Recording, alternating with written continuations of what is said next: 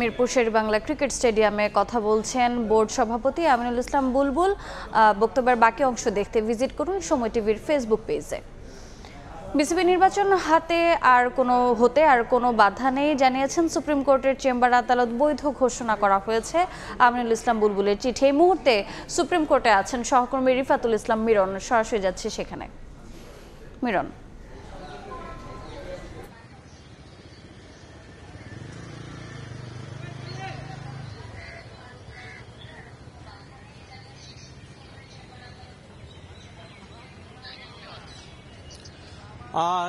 আসন্ন বিসিবি নির্বাচন ঘিরে কিছুক্ষণ আগে বিসিবিতে কথা বলেছেন আমিনুল ইসলাম বুলবুল, যিনি বোর্ড প্রেসিডেন্ট আছে। তবে কালকে যে নির্বাচন হবে বিসিবিতে, সেই বিসিবির নির্বাচন নিয়ে কিন্তু আদালতে দুইটি বিষয় কিন্তু উপস্থাপন করা হয়েছে। মূলত এই আদালতে জেলা ক্রীড়া সংস্থার যে একটি শুনানি ছিল এবং ক্লাব যারা কয়েকদিন ধরেই কয়েকটি ক্লাব কিন্তু তাদের বিভিন্ন দাবি, মানববন্ধন এবং নির্বাচন বয়কটের কথা বলছে।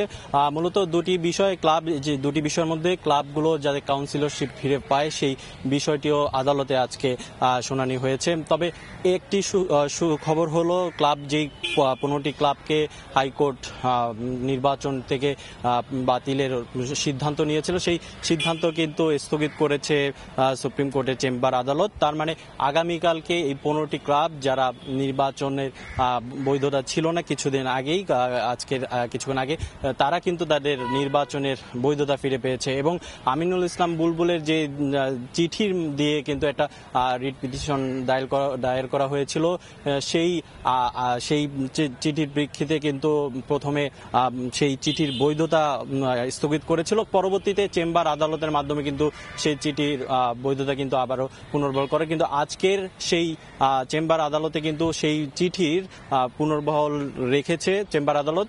এবং তার মানে যারা বিসিবি নির্বাচনে যারা এখন মনোনীত আছেন তারাই নির্বাচন করতে পারবেন। সঙ্গে যারা 15টি ক্লাব, সেই 15টি ক্লাবও কিন্তু কালকে ভোট দিতে পারবেন। এবং মূলত আজকে চেম্বার আদালত তাদের শুনানিটি হাইকোর্টে পেশ করবে। কিন্তু আজকে কিন্তু এই দুটি